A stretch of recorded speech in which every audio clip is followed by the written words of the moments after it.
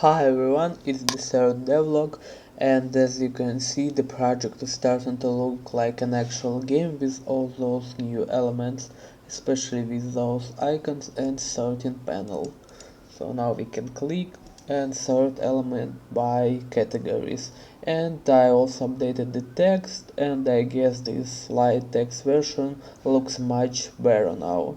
So let's discuss how I've done it. Okay, we're gonna start from this top panel. I created a separate widget for this with 4 buttons and some simple selection logic. Then we have those images. For this I created a simple widget with only one child, and I changed this child image directly based on the context. So it was easy to set up, and it's very generic. Then we have this sorting panel. This sorting panel required a bit more work. For example, I created a enum sorting categories, for example, pistols, rifle, aid, cases, recipes, and redeem. And I just sort items based on these categories. And finally, I've added this simple text to already done element. And I guess that's it.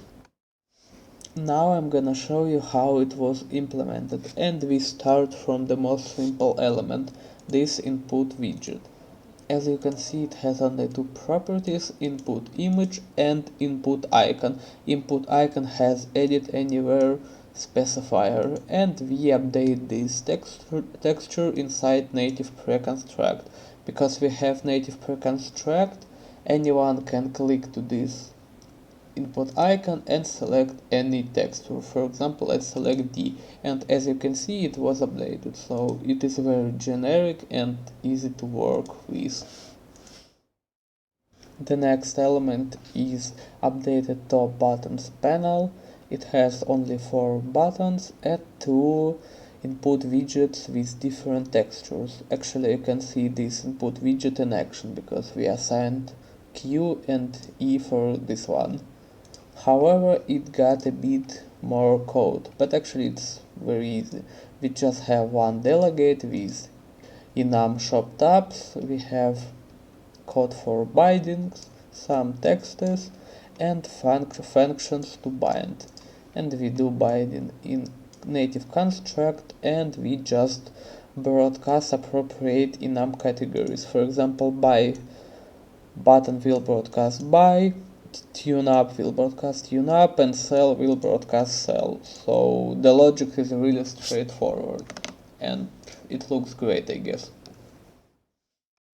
Besides C++ code, this widget has some blueprint code, and we use blueprint for selection logic. Selection is done by changing the selected button text. So from start we cache initial button color so we can reset it, and we have one blueprint method, so we deselect every button and then we select button based on gotten enum. So for example, if selection is by, we select by button. Next we got sorting widget. It's actually quite similar to previous widget because it also has two input widgets and it has a lot of buttons, and code actually is also similar. It also has a delegate but with different enum, a lot of code for binding widgets and functions to bind. And as you can see, those functions also broadcast delegate but with different categories. For example, rifles button broadcasts rifles, and cases, and etc. So logic is really similar, but it has no blueprint code. At last we got this no space widget. It is a simple text and it was added to vertical box, and I gave horizontal alignment to left and vertical to center, and we just collapse this widget when player has enough inventory size, and if player doesn't have enough space we show this widget and give it specific color. In our case it is red color.